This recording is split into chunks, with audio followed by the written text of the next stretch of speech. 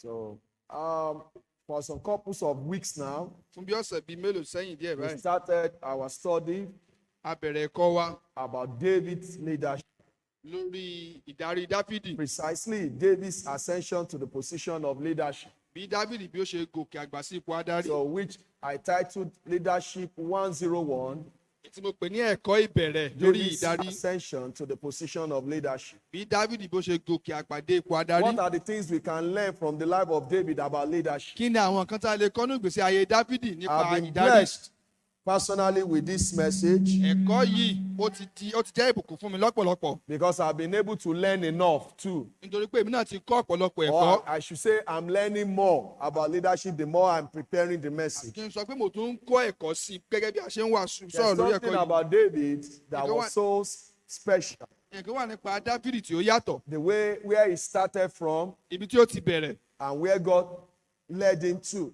àti ibi tí Ọlọ́run ràn lọ́wọ́ láti dé. And if any of us wish to be leaders, or which so many of us will definitely find ourselves in the position of leadership, we have to just pay special attention to the life of David. Gẹ́gẹ́ bí a ṣe bára wa ní ipò adarí ní ọ̀kànọ̀kan tàbí òmíràn, a ní láti kíyèsí ìgbésí ayé Dáfídì. This, when you study it, is like a prerequisite to what leadership is all about. Tí a bá kẹ́kọ̀ọ́ láti inú ìgbésí ayé rẹ̀ dá, ó jẹ́ nǹkan tí a lè kẹ́kọ̀ọ́ lára rẹ̀ nípa ìdarí.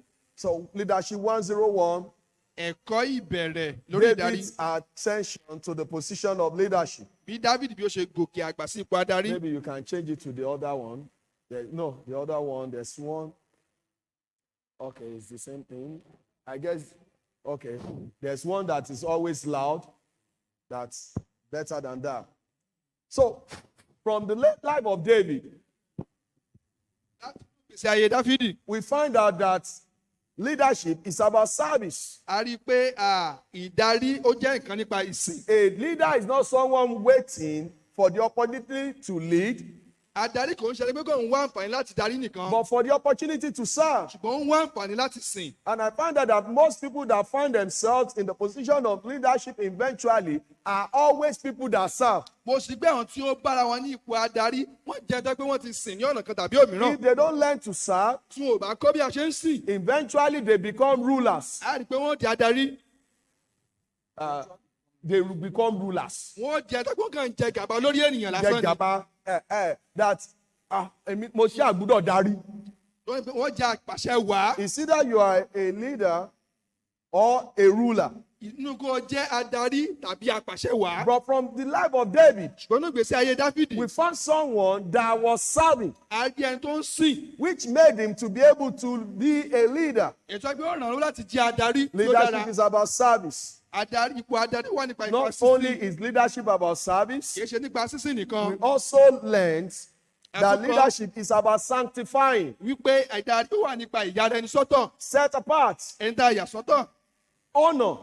Ẹni tá a bọlá fún. Like a good leader Adarí tí ó dára. must honor his leaders. Ó ní láti bọ̀wọ̀ fún àwọn adarí. There's no how you are going to be a leader and you will never honor leaders that are already Bí there. ó ṣe di adarí tó ní bọlá fún àwọn adarí tó ti In wà fact, if you lẹ́tẹ̀lẹ́. become a leader, you will become a bad one.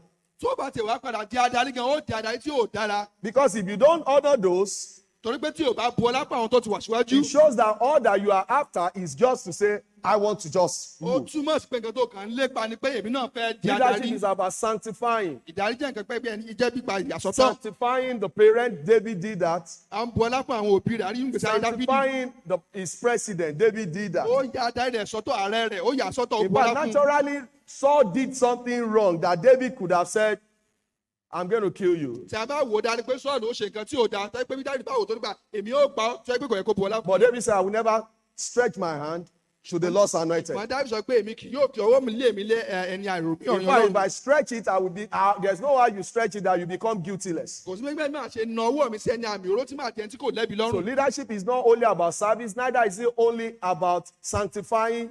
Leadership is about profiling solution. Ipò adarí ó tún wáyé pé à ń wá ojútùú sí ìṣòro tí ó wà. The problem, the difference between Saul and David was Saul was found in a position of leadership, Ìyàtọ̀ tí a ní ìgbésí ayé Dáfídì àti Sọ́ọ̀lù bí arí Sọ́ọ̀lù and when nípa he adarí. got to a stage, Ṣùgbọ́n àti ó dé ìpele he kan, couldn't profile solution. kò lè wá ojútùú sí ìṣòro. he was just there jittering. ó kàn wà ń bẹ̀ ó ń gbé jìnnìjìnnì. And when you have a leader that the followers are looking up to, and he is also like, when Saul kégbe mọ́ wọn. nígbà tí Goliath tó pariwo mọ́ wọn. a rí pé Goliath rather kégbe mọ́ wọn. a rí pé Sọ́ọ̀lù náà ń gbá jìnnì kò rójútùú sí i. They were all like scared. gbogbo wọn dà pé wọ́n ń bẹ̀rù. But we found someone ṣùgbọ́n a rí ẹnìkan. that was not even a leader. tọ́gbẹ́ kìtì ẹ̀ tó ṣe adarí nígbà náà. My Lord, sir.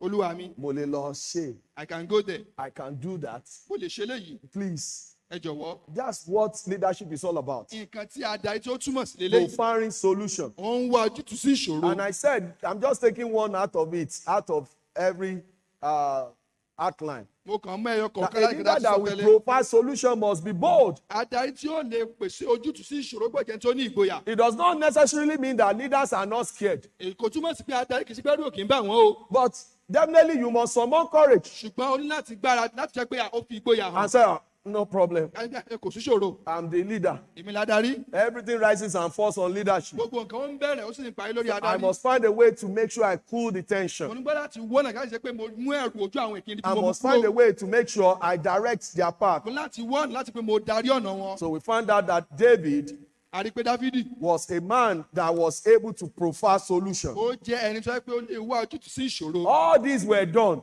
gbogbo nǹkan wọ̀nyí ó ṣe é before David even became the leader of the whole Israel. kó tó di pé ó di adarí ní ilẹ̀ Ísírẹ́lì gan. That's why I titled it Leadership 101. torí ẹ̀ mo ṣe pè ní ẹ̀kọ́ ìbẹ̀rẹ̀ lórí ìdarí. David ascension to the position of leadership. bí Dáfídì tó ṣe gòkè àgbà sí ipò adarí. Leadership is not only about providing solution also, adarí kò ń ṣe pé ó ń wá ojútùú sí ìṣòro but nìkan. leadership is about being careful about people saying. adarí ó tún wẹ̀ jẹ́ nítorí pé ó ń ṣọ́ nípa nǹkan tí àwọn ènìyàn ń sọ. Every aspiring leader gbogbo àwọn tó ń gbèrò láti di adarí. must be able to have the spirit of discernment. wọ́n gbọ́dọ̀ ní láti ní ìmòye nǹkan tí àwọn ènìyàn A ń sọ. situation whereby it's not everything that comes that you pick up. wọ́n ṣe nǹkan tí wọ́n bá gbọ́ òun náà ni wọ́n lè ṣiṣẹ́ lé You lórí. must be able to know, is this right for me to do? wọ́n gbọ́dọ̀ mọ̀ pé ṣé ó tọ́ fún mi láti ṣiṣẹ́ lórí eléyìí. Is this the best thing for me to do? ṣé nǹkan tí ó tọ̀nà láti ṣe lélẹ́yìí. Should I take this step or not? ṣé kí n gbé ìgbésẹ̀ yìí àbí kí n má gbé. In fact, in the family, if we are not careful, nínú àìdílé tí a bá ṣọ́ra.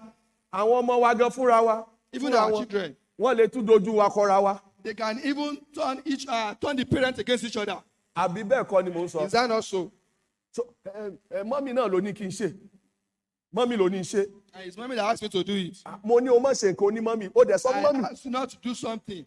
And pé you o are saying sọ fún mommy asked mọ́mí you to pé do it. mo ní kó o má ṣe. Mo sọ wọ́n ní kí n ṣe náà ni.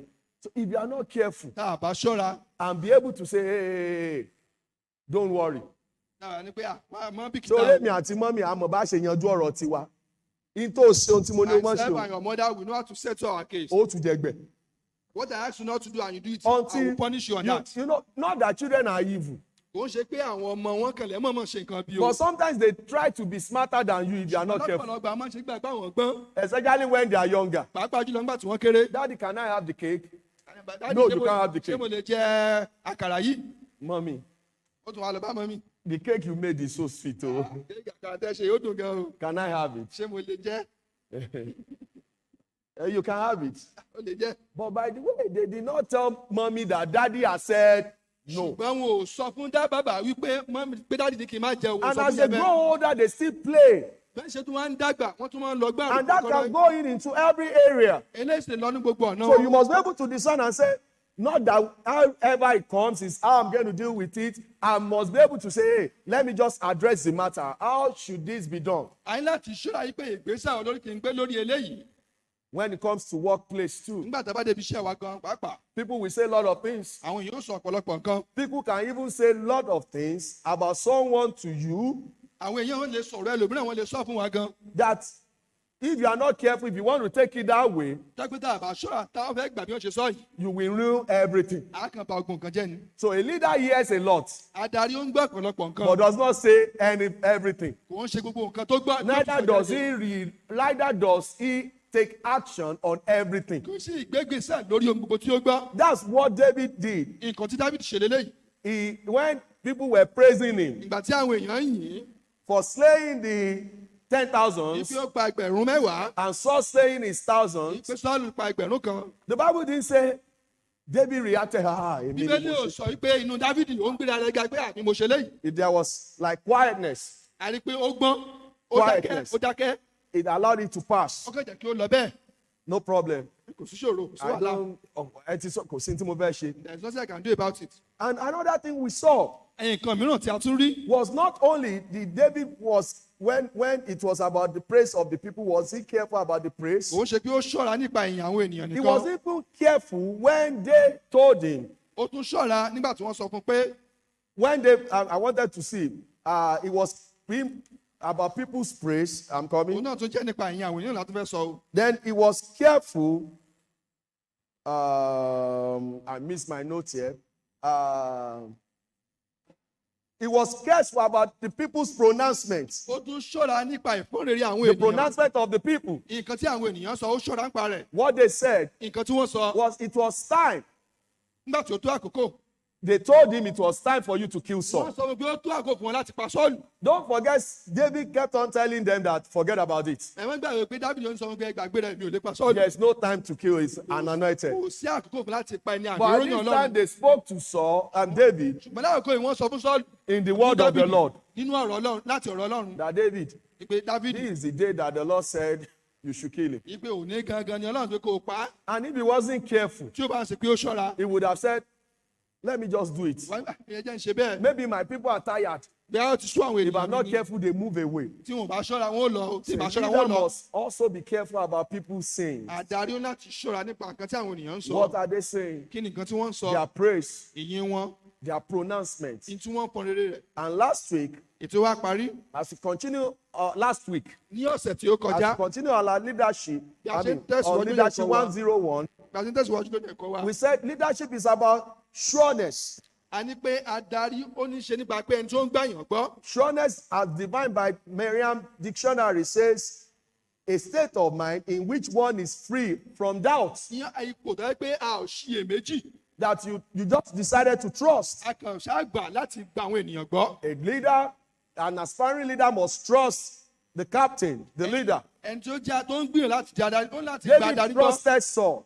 Dábìdì ó gba Sọ́ọ̀lù gbọ́. An aspiring leader Ẹni tí ó ń gbìyànjú láti di adarí, must trust his colleagues. ó ní láti gba àwọn akẹgbẹ́ rẹ̀ gbọ́. David trusted those soldiers that they work together. Dábìdì ó gba àwọn akẹgbẹ́ rẹ̀ gbọ́ tí wọ́n jọ ń An jagun. aspiring leader must trust his companion. Ẹni tí ó ń gbìyànjú láti di adarí, ó ní láti gba àwọn ẹlẹgbẹ́ rẹ̀ David gbọ́. trusted Jonathan. Ó gba Jonathan gbọ́. His trust really helped him to escape death. Ìgbàgbọ́ tí ó ní àwọn ènìyàn yìí ó ràn án lọ́wọ́ láti borí ikú. And of course, God is the paramount protector. A sì pé Ọlọ́run jẹ́ ẹni tó olùdáàbòbò ní People jùlọ. today tell you not to trust Àwọn anybody. ènìyàn lónìí wọ́n sọ pé kí a má ṣe gbẹ̀nẹ̀ And I like that last week I said, people say, hey, no, 2 weeks ago. I wasn't around last week. I'm sorry. Ọ̀sẹ̀ méjì 2 sẹ́yìn. weeks ago. And that's why I'm doing much of the recap Torí àmì ṣe ń sọ̀rọ̀ lórí so ọ̀pọ̀lọpọ̀ that we àti sọ can pick tẹ́lẹ̀. it up. People say, don't trust anybody. Àwọn ọ̀pẹ má ṣe gba ẹnikẹ́ni gbọ́. But one thing is this, Ṣùgbọ́n nǹkan lélẹ́yìí o. we must trust people. A ní láti gba àwọn ènìyàn gbọ́. In fact, we trust things. À ń gba àwọn nǹkan míì gbọ́. Àgàtà àjókòó lé a trust ẹ̀ náà ni. Even the chair we are using to say that we trust that particular chair. Àbírọ̀ mo pa. Am I lying? Àwa mi ìṣe mi tí ìfẹ́ rí kádé ṣọ́ọ̀ṣì ká kọ́kọ́ yí àga wò. Ìjọ tó bá gbé wa ṣubú látò mọ́ tújú yẹ̀ wò. Many of us we have not even checked the chair that we sat upon. Pé ṣága yìí máa gbé mi dúró báyìí. Bá a bá ti dé báyìí, wọ̀ ni. As Àbí we enter the So church, we we do just sit that. down on the chair. we exercise trust in things. A gba àwọn kan tí ò lẹ́mìí gan agbàgbọ́. So we must exercise trust in people A ní too. láti gba àwọn ènìyàn náà gbọ́ bẹ́ẹ̀. If you don't, Tá a bá ṣe you bẹ́ẹ̀, will not be able to lead a nílé darí. because people won't trust you Torí too. àwọn èèyàn ò ní gba àwọn náà gbọ́. So leadership is about sureness. Adarí ó wà nípa pé òun lè gba àwọn ènìyàn And gbọ́. today, Lónìí, we are going to study another part of leadership A from tún the life wo of agbọ̀n mìíràn. David. nínú ìgbésí ayé Dáfídì, Let's turn our Bibles to the book of 1 Samuel, ẹ̀ka ṣe lù àṣẹ Sámúẹ́lì chapter kìíní 21, orí kọkànlélógún 1 through 9. láti ẹsẹ̀ ìkíní dé 1 ẹsẹ̀ Samuel kẹsàn-án. 21, verse 1 through 9. Sámúẹ́lì kìíní orí kọkànlélógún ẹsẹ̀ ìkíní dé ẹsẹ̀ ìkẹsàn-án. If you have found your place, would you please rise up Ẹ bá ti débẹ̀ ẹ ṣe ìdè lórí ẹsẹ̀ yín. as we read the word of God publicly? Bá a ṣe ń ka ọ̀rọ̀ Ọlọ́run ní gbangba. The Bible says, then came David to Nob, to Ahimelech the priest. And Ahimelech was afraid at the meeting of David, and said unto him, why art thou alone, and no man with thee?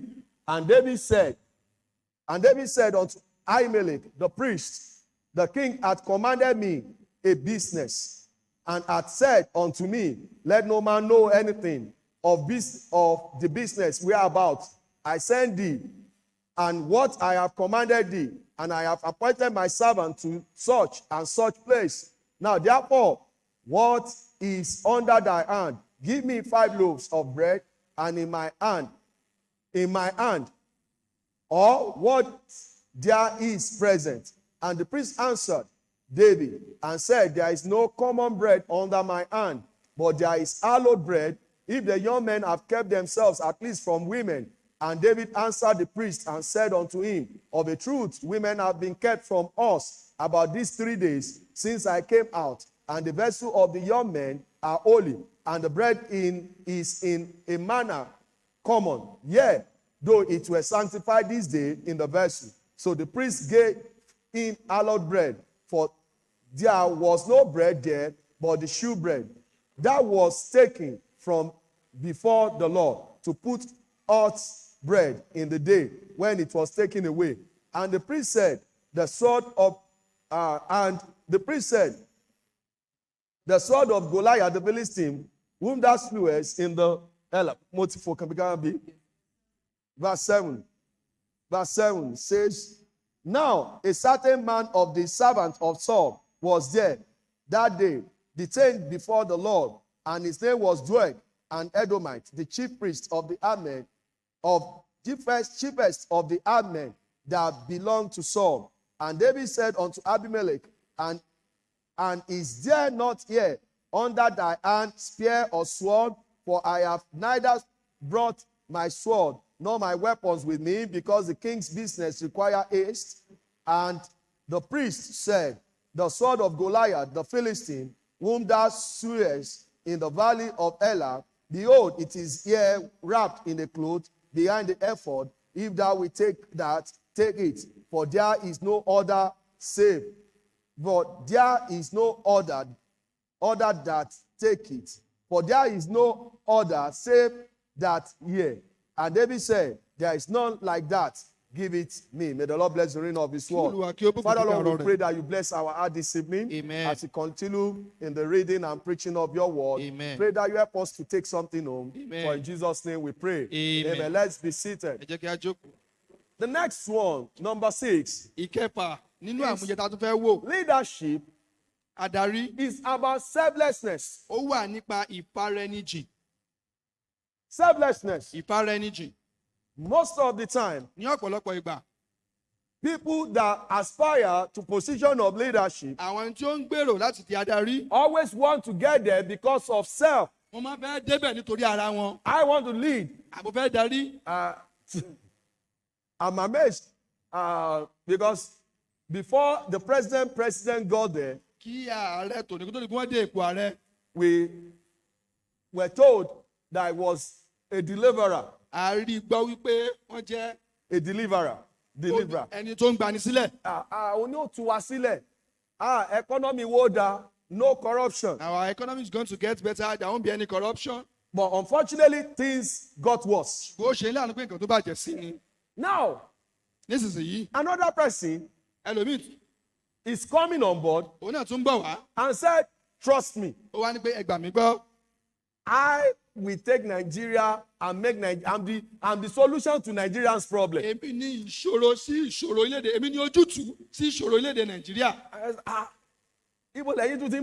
Where are you coming from? Àwọn kan ni wọ́n mọ̀ sọ pé ẹ̀yin gan-an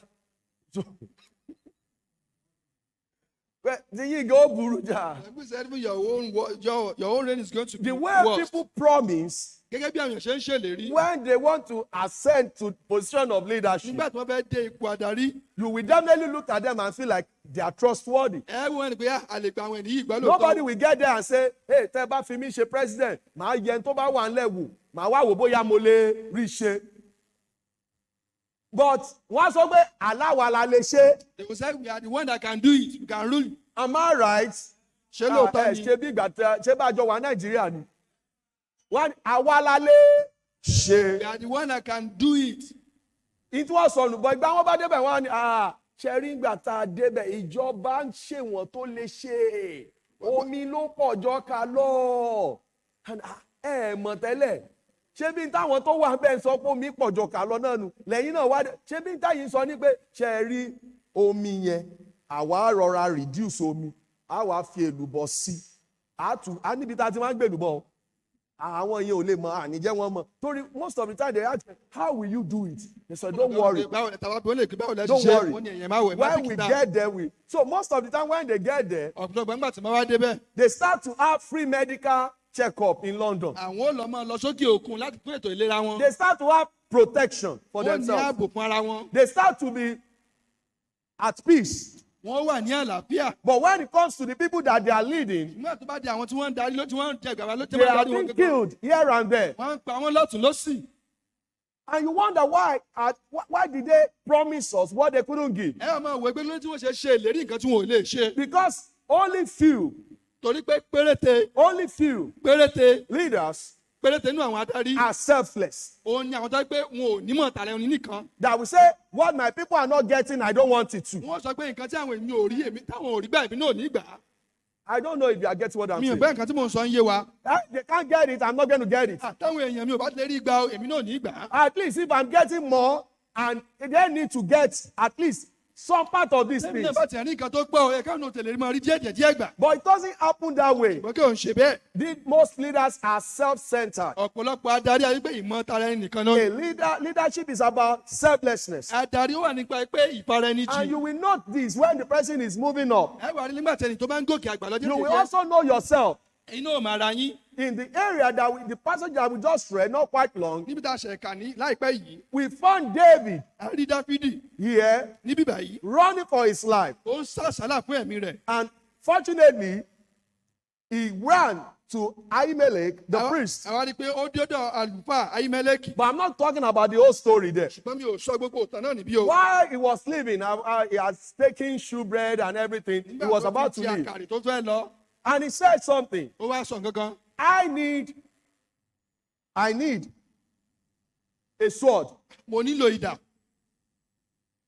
And Ahimelech said, no sword. But the one that was used for Goliath. That was what was here. And David said, that's a good one. Let me take that. Let me have that. But the question is, how did the sword that David used to kill Goliath ended up at the priest's office? How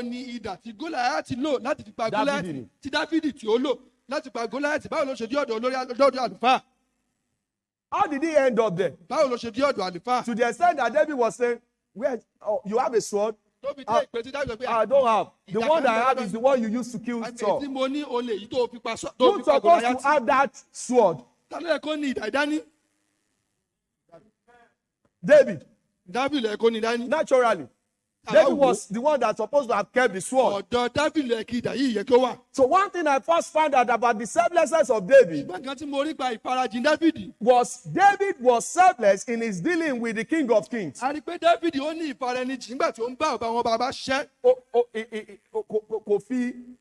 fi tara rẹ̀ ṣe. Àbí kílẹ̀ ìkòyèsí ó mọ tara ẹni pé tèmi ni.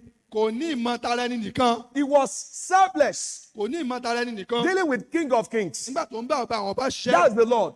I said, what does that mean? When David look at that passage, and David said unto Ahimelech, that's 1 Samuel, that we read.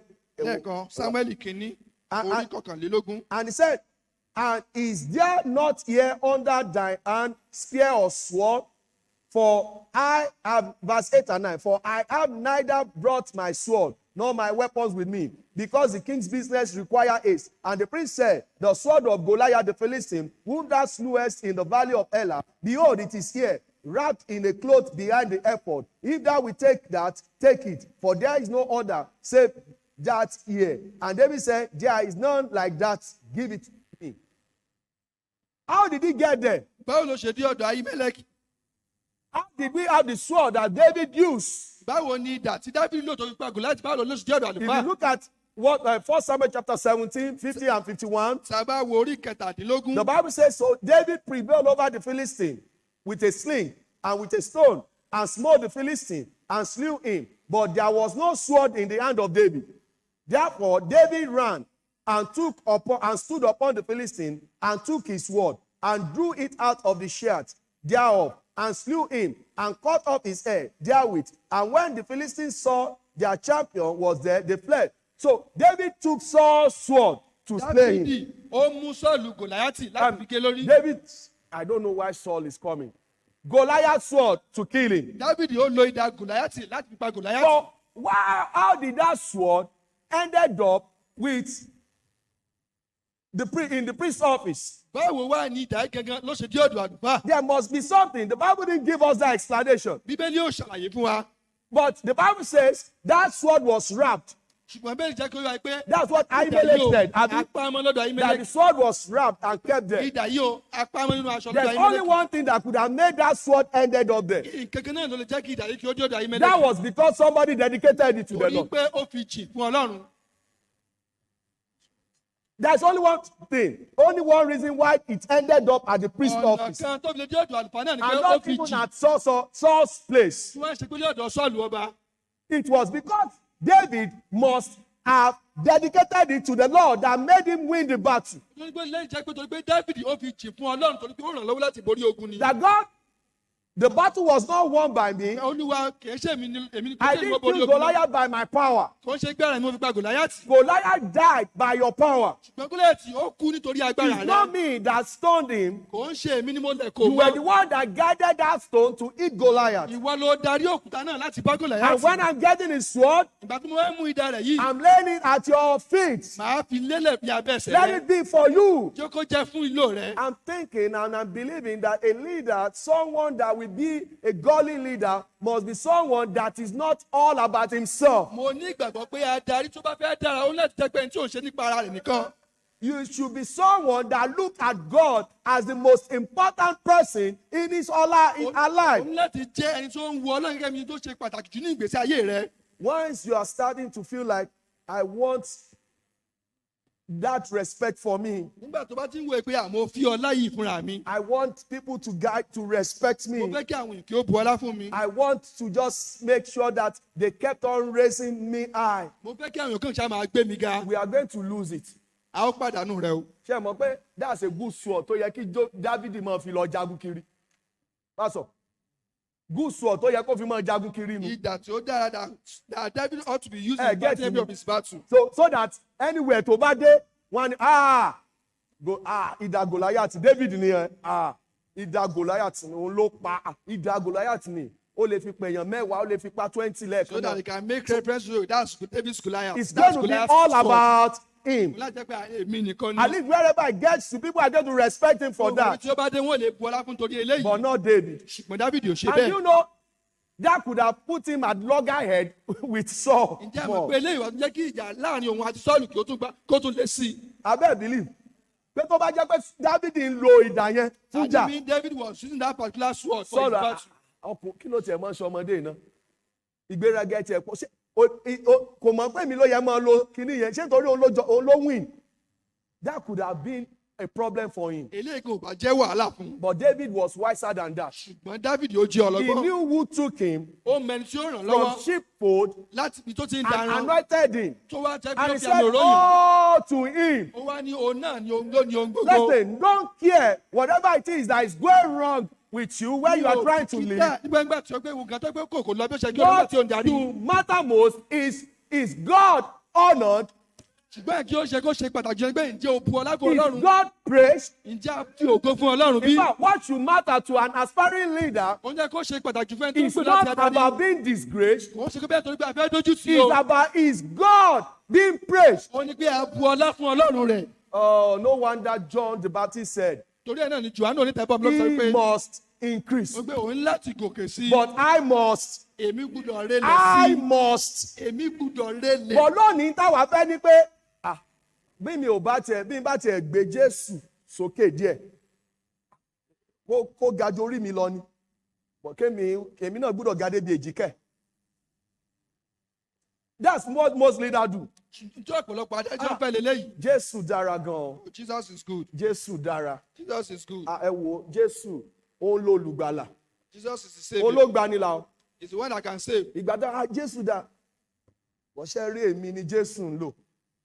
But I'm the one that Jesus. Ẹ mọ̀ ẹ bọ́ sẹ́yìn Jésù fẹ́ bọ́ síwájú padà. Èmi Jésù ń lò bẹ́ẹ̀ ṣe ń wo yìí. 1 million souls ni mo ní wà saved lónìí. 1 million. Bí mo ṣe wàásù bá àwọn èèyàn dẹ́ gba Jésù lọ. Tí èmi bá fọwọ́ tọ́ ẹnìkan báyìí, miracle àṣẹlẹ̀ ni o. Àwọn èèyàn ṣubú lọ ni. Èmi ni Jésù ń lò. But Jésù ló ní gbogbo ògo, ló ní gbogbo ọlá, ló ní gbogbo ẹ̀yìn. Ṣùgbọ́n tó bá gba èmi náà gbọ́, tó bá gba wòlíì gbọ́, ẹ jèrè wòlíì. Interpret mọ́.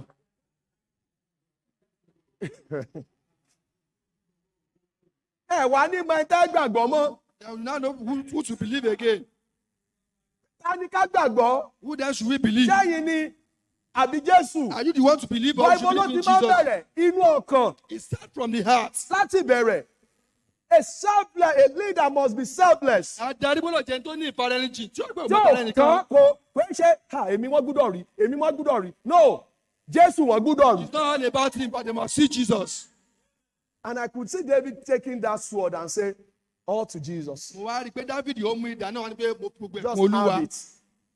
In fact, they needed to remind him where those swords were. Wọ́n á tẹ̀ láti lè rán an létí ibi tó fi idà náà sí. Sword tó wà ń bí ó ti gbàgbé wọ́n ló fi pa Goliath ọ̀dọ̀ wa ló wà. So it means pé òun ti gbé kalẹ̀ ó ti gbàgbé nù. That means he left it there and he forgot about But it. if it's all about me, Ṣùgbọ́n tó ń jẹ́ pé I pàṣẹ want tèmi to nìkan cling ni. to that sword. Mo fẹ́ mú idà náà dání. So that those that do not know me, So that àwọn tí ò mọ̀ mí. I can remember say, hey, Wọ́n ní láti pé àwọ̀ mi ó. look at this Ẹ sword. wo idà yìí. That is the sword Ó ní idà tí mo lò. of Goliath. Idà Gòláyátì. Why are you to raise your mouth against me? Ni wọ́n á ní dẹ́gbẹ́ kí n máa gbẹ́nu sí mi The lásán. sword of Goliath that I killed. Idà Gòláyátì mo láti fi pa. Ṣé wọ́n tóbi tó Goliath ni? And people are going to lose out. But forget about it. Ta ló Náà ní ní pé sword? ẹgbàá ogun rẹ̀ ta ló ní idà náà. Ọlọ́run. Belongs to God. Ọlọ́run ló ní. It belongs to God. Èmi kọ́ mo win. I'm not the one that is Ọlọ́run ló victorious. win. It's God that is victorious. About selflessness. Ó jẹ́ nípa pé ìfaraẹnijìn kò mọ Tá tara a bá ti ẹnìkan. wà self-centered, Tó ẹ pé tí ara wa nìkan la mọ̀. we will never be a good leader. A ò ní di adarí tí ó dára. David was selfless in his dealing with the King of Kings. Dávidi ó ní ìfaraẹnijìn nígbà tí He ó ń bá was, ọba he was ọba tí ó not bá ready ṣe to papọ̀. share in the glory of the Kò Lord. ṣetán láti bá a pín nínú ògo rẹ̀. No wonder God empowered him more. Torí ìlànà pé Ọlọ́run wá tún fi ọ̀pọ̀lọpọ̀ agbára fún un. Most of the time, even ní ayé àwọn ọmọ wa, a máa ń fẹ́ tún share glory pẹ̀lú Ọlọ́run. Tá a bá rí tọ́mọ mi ìfẹ́ mọ tún ṣe sọ́lọ́run jù gan irọ́ o, ìyẹn wá ní pé òun súnmọ́ Ọlọ́run pé kó má súnmọ́ mi. Even O in the gbọ́dọ̀ lives wá of our tá- children want we- to share we- God's glory in their life. Let them have it. Let God have the glory. Ẹ jẹ́ kí Ọlọ́run kí ó gba gbogbo ògo. Second, Ìkejì, about the selflessness of leadership. nípa ìfarajìn nínú adarí. David was selfless David ó ní with ìfarajìn his dealing with his king's folk. ní pẹ̀lú ìbáṣepọ̀ rẹ̀ pẹ̀lú àwọn ọba, Our king's folk. pẹ̀lú àwọn èèyàn ọba. It means a group of persons who come from the same ancestor. Ó gbé àpọ̀lọpọ̀ àwọn ènìyàn tí wọ́n wá láti Tó jẹ́ pé láti àwọn ìran rẹ̀, ìlànà kan náà, àwọn èèyàn rẹ̀, àwọn ìran. he was selfless Ó with ní his dealing. ìfarajìn pẹ̀lú wọn. Look at what the Bible says Ẹ wo nǹkan tí in Bíbélì chapter sọ. 22, Ní orí from verse 1 kejìlélógún and 2. láti ẹsẹ̀ ìkíní. The Bible says, David therefore departed thence and escaped to the cave Adullam. And when his brethren and all his father's house had it, they went down tighter to him. And ẹ jẹ́ ká jọ kà papọ̀. And every one that was Olúkúlùkù ẹni tí síbẹ̀ nù, that was ẹsẹ̀ kejì. in distress, and everyone that was and discontented gathered themselves unto him, and he became a captain over them, and there were with him about 400 men. David was selfless in his dealing with his king folks. Dávidi ó ní ìfarajìn pẹ̀lú àwọn ìran ọba tó wà pẹ̀lú rẹ̀. When it comes to his, I don't want to call it ambition, but God's program for his life, Nígbà tí a bá wò pẹ̀lú ètò Ọlọ́run fún that ayé was rẹ̀, going to be a leader, wípé yóò di adarí, the king. ṣe pé yóò di ọba. Do you know those people that came around him Ǹjẹ́ mọ àwọn tí ó wá sọ tí ó tọ̀ wá? were people that naturally we will tag useless people? Ó ní àwọn dáadáa pé wọn ò wúlò. Tẹ́bí á sọ pé wọn ò wúlò. Àbí mo ti wàásù lórí eléyìí. I've preached about this before. The 3 Ds of people. Ó ní àwọn ènìyàn mẹ́ta. 3 Ds. the distressed, abi, àwọn tí a pọ́n lójú, the debtors, àwọn onígbèsè, the discontented. àti àwọn tó ní ìròbìnújẹ́. Ṣé ìròbìnújẹ́ ló pẹ́ wọn? Àwọn tí ó wà nínú ìbànújẹ́, Wọn ní ìpọ́njú tẹ́lọ́rùn. àti gbèsè. Kò sẹ́ni tó máa ń fẹ́rù àwọn èèyàn bá ń láyìíká We rẹ̀. don't want people like that Around us. around us. Is that not true? Àbí bẹ́ẹ̀ kọ́, Ẹ ń wá owó, you are looking for money ẹ wá rí ẹni tí ó ní mo jẹ gbèsè. and you now saw a debtor. Get, mo ń wá bọ́lọ́run ó ṣe ṣàánú tí màá rí gbèsè mi san. Kọ́lọ́run Looking for a ṣàánú way fún to mi. pay up my debt. Ẹ̀ǹtẹ̀ God wá should just have mercy ẹnìkan on náà me. wá pàdé ó wá ní ẹjọ́ ẹ ṣàánú mi. Mo mọ̀ jẹ gbèsè. And you now meet up with someone and Báwo lè say, yóò ṣe ṣe have fẹ́ mercy nìyẹn? on me. I'm owing some people. Ẹ tí ì rí téèyàn fi ìkan ra ìtàmájé. Ẹ tí ì gbọ́ rí sàmà. Ìkan ra ìtà. Gbẹ́gbẹ́gbẹ́ kó iwájú mi. O mọ téèyàn ńlá kọjá. You don't know what I'm passing through. Àgbẹ̀ àmọ́ tí mò ń là kọjá. Those were people that came around David. Àwọn tí ó sùtọ̀ David lákòókò ìdílé. Distressed, discontented, Àwọn debtors. onígbèsè, àwọn tó ní ìbànújẹ́, àwọn tí a pọ́n lójú. Tí wọ́n bá léèyàn fẹ́ lead, If they say someone wants to you rule, are going to be a leader. and I said you are going to be a ruler, If they say you are going to be a leader, sọ ma sọ pé àwọn adarí, and those people that come around you àwọn tó wá tọ̀ wá, are now people that tá a bá lead àwọn eléyìí gan kí wọ́n fẹ́ ṣe fún yàn. What will I achieve kí ni yóò jẹ́ èrè mi gan by leading them? tí n bá darí irú àwọn èèyàn Ṣé bẹ́ẹ̀? ẹ mọ̀ pé when it comes to churches, it has gotten to that stage. Nígbà tó dé ipò ìjọ aṣọ pé ó ti dé irú ìpele The báyìí náà. people that àwọn eléyìí wọn àbí a ti sọ àpẹẹrẹ over tí wọ́n bá ń ṣe anointing ẹ̀yin tẹ́lẹ̀ fi 1 million lẹ̀ gọ̀gọ̀gọ̀gọ̀ anointing wẹ̀ nu gọ̀gọ̀gọ̀gọ̀gọ̀gọ̀ ó tòrò orí sí mi lórí aago 500,000 200,000 100,000 50 20 ẹ̀jẹ̀ amúdé 20 ẹ̀yọ́ náà mọ̀ bọ̀ 10,000 ẹ̀yin náà mọ̀ bọ̀ 5,000 5,000 5,000 5,000 Wọ́n bẹ̀rẹ̀ láti 2,000 mílíọ̀nù kan fi díẹ̀. 1,000 mo sọ pé orí tiẹ̀ náà wá ṣe báyìí tó tẹ̀ lé fi 1,000 lẹ̀ Wọ́n ṣe fún 1,000 ọ̀darí 1,000 you cannot give. ìwọ náà ọlọ́run ní kí mi ò ní pé 500 o ẹ̀yin tẹ́ ẹ̀ bá ti jáde ṣe ok 1,000 tún jáde ẹ̀yin náà gba tínkìnì tán tó 500 ọlọ́run ní kí n má jẹ́ kẹ́nìkan kan lọ 500 200 100 naira má sọ pé orí ẹ ṣe ìyẹn òróró ti tán gbogbo àwọn ọlọ́dẹ̀dẹ̀ ró wà pọ̀ lọ́wọ́ kàn máa yan ní tè tó bá bà nù ní tó bá bà.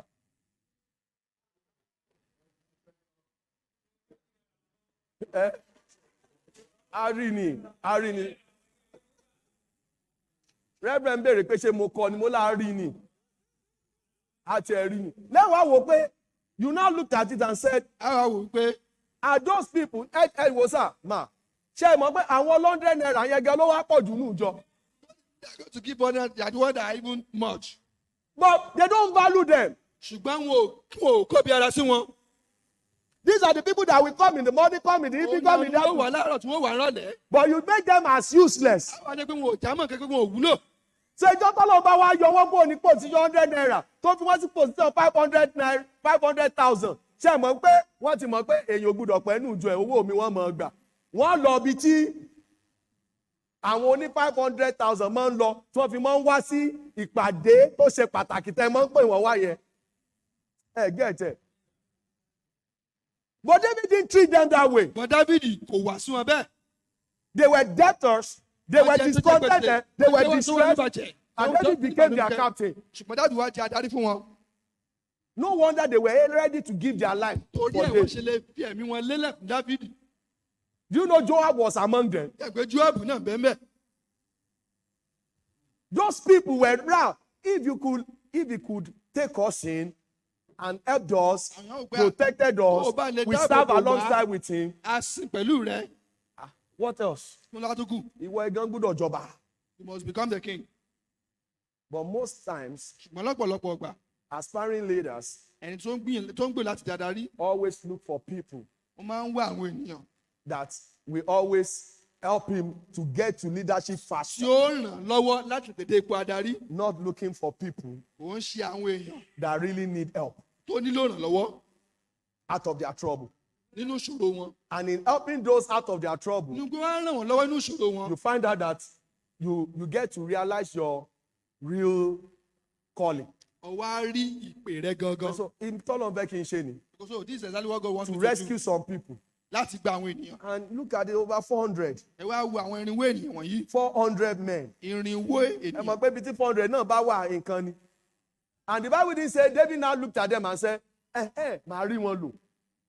No, they came around, said, no problem, come. Jájọ máa lọ. Leadership is about selflessness. Adarí ó wà ní pé ìpara ẹni jì. If you focus on yourself Tí a bá fojú sí ara pé àfẹ́mi nìkan o. and what you are going to get, Àti nǹkan tá a rí gbà. you eventually A ó rí wípé not get to lead a right. ò ní lè darí bí ó ti yẹ. You eventually A ó rí wípé not get to be a leader. láti pé àlè di adarí. Instead, because you won't put God in the forefront. Torí pé àní fi Ọlọ́run sí ipò iwájú. At the same time, Bákan náà. you will. And by the way, ṣé ẹ mọ̀ pé bí Saul ṣe turn to nìyẹn eventually. Saul turned to someone that was looking for, mo fẹ́ please àwọn èèyàn yẹn. I want to please them. Let them not say anything. But that wasn't about David. David was about Dábìdì ò ṣe bẹ́ẹ̀ pé ó kàn fẹ́ God first. fẹ́ táwọn ènìyàn lọ́rùn. Any people Wọ́n ní pé bring from Ọlọ́run my way, àkọ́kọ́. I'm ready to just Ẹni tó lead. bá mú wá sí ọ̀nà mi, mo ṣetán láti bá wọn I ṣiṣẹ́. pray that the Lord will help us. Mo gbàdúrà pé Olúwa yóò ràn wá lọ́wọ́. Whether we are leaders Pé bóyá a di already, adarí o or we are aspiring leaders, tàbí à ń gbèrò láti di adarí. I don't think there's any leader that doesn't want to aspire to become better. Mi ò lérò pé adarí kan bẹ́ẹ̀ pé kò fẹ́ di adarí tí ó dára sí i. Abi, even if President Buhari, I wanted to say resign, when he finishes his tenure, Nígbà tí ààrẹ ọ̀gá tí ó bá parí she lè jẹ́ United Nations Secretary General ni. Abi, I guess there was a time they said Buhari wanted, Obasanjo was nominated for that. So a leadership ò parí sọ́dún kan. Jonathan is still going to African countries. It's a position of leadership. Lọ sí orílẹ̀-èdè káàkiri. So there's nowhere we get to that we don't aspire. Kò sí ipò tí a dé dọ́gbé àtúnwá ipò tí ó But tó ga learn sí. to put God first. Ṣùgbọ́n ó yẹ kí a kọ́ fi Ọlọ́run ṣe àkọ́kọ́. Learn to put your people first. Kí a kọ́ bí a ṣe ń fi àwọn ènìyàn wa ṣe àkọ́kọ́. And I pray that God will help us. Oṣù gbàdúrà pé Olúwa yóò ràn wá lọ́wọ́. Let's bow our heads.